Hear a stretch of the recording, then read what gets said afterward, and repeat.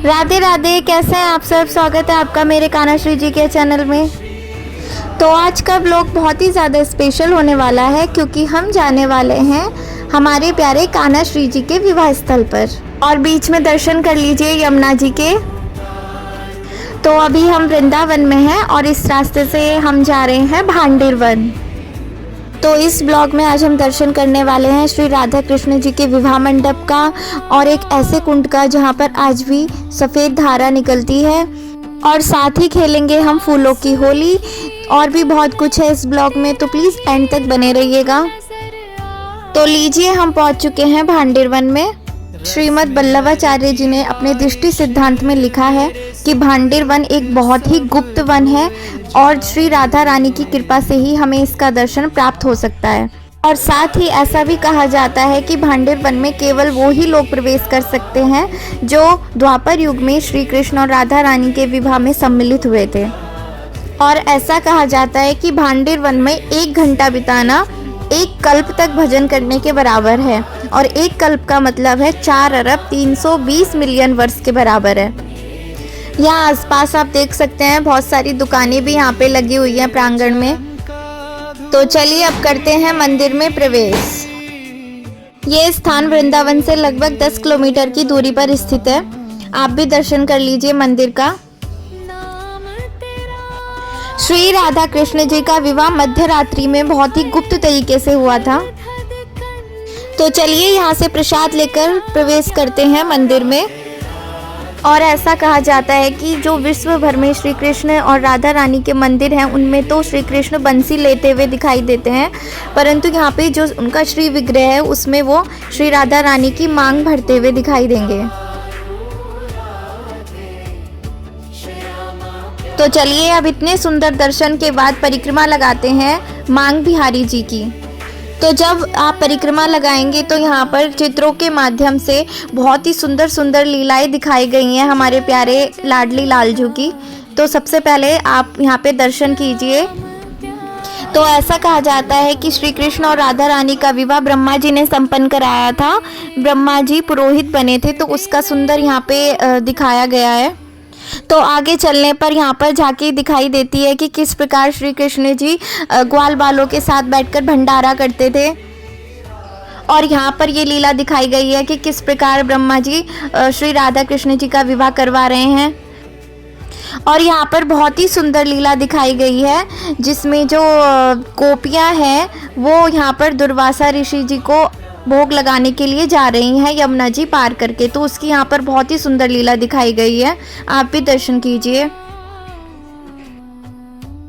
इस प्रकार मंदिर की परिक्रमा हमारी पूरी हुई। बोलिए प्यारे मांग बिहारी लाल की जय। जैसे शादी के समय वर वधू की मांग बढ़ता है, शादी के समय ब्रह्मा जी पंडित बने, नारद जी ने राधा रानी कन्यादान किया। श्री राधा रानी और कृष्ण जी के विवाह का उल्लेख ब्रह्म वैवर्त पुराण और गर्ग संहिता जैसे प्राचीन ग्रंथों में हुआ है, और यहाँ पर वो सब दर्शाया गया है, तो आप देख सकते हैं। और अब हम दर्शन करने वाले हैं एक ऐसे दिव्य कुएं की जिसके बारे में कहा जाता है कि यहाँ पर सोमवती अमावस्या के दिन सफ़ेद दूध की धारा निकलती है।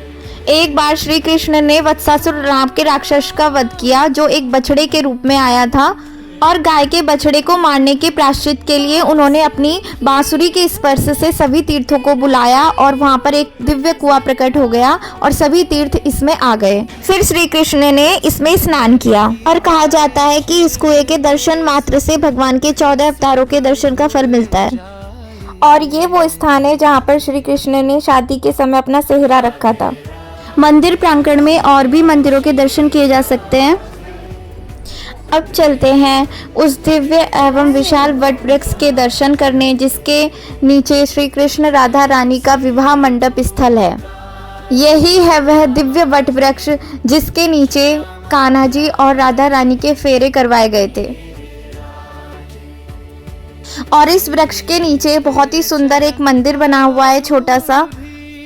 तो चलिए उस मंदिर के दर्शन भी कर लेते हैं।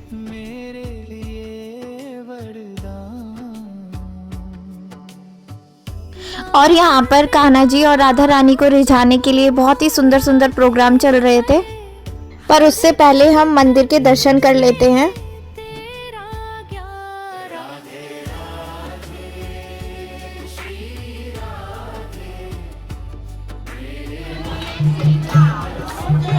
यहाँ पर बहुत ही दिव्य मनमोहक दर्शन हो रहे हैं। यहाँ पर श्री कृष्ण जी और राधा रानी जयमाला लेकर खड़े हुए हैं और ब्रह्मा जी पुरोहित के रूप में उनका विवाह करवा रहे हैं।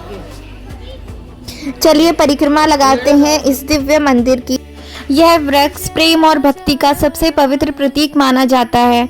यह स्थान सिर्फ एक वन नहीं है, बल्कि हर उस भक्त के लिए आस्था का केंद्र है जो श्री राधा कृष्ण जी के प्रेम को महसूस करना चाहता है।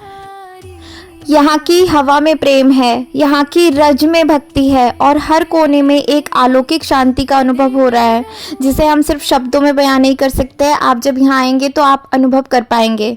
और कहते हैं कि नाचो तो भगवान के लिए। तो चलिए हम भी इस दिव्य माहौल में खुद को समर्पित करते हैं और सम्मिलित होते हैं उस भक्ति में, उस आनंद में, जहाँ हर कदम सिर्फ श्री कृष्ण और राधा रानी के प्रेम में डूब जाता है।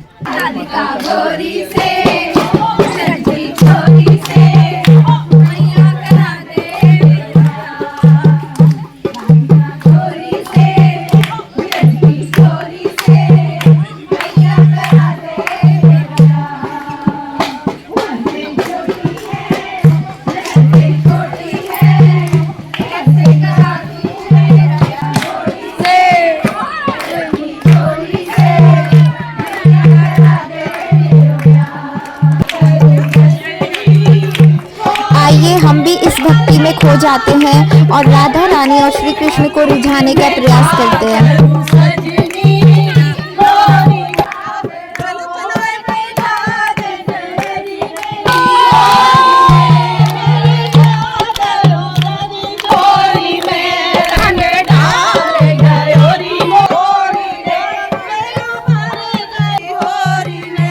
कहते हैं जब कदम भक्ति में उठते हैं तो वो सिर्फ नृत्य नहीं, एक साधना बन जाता है।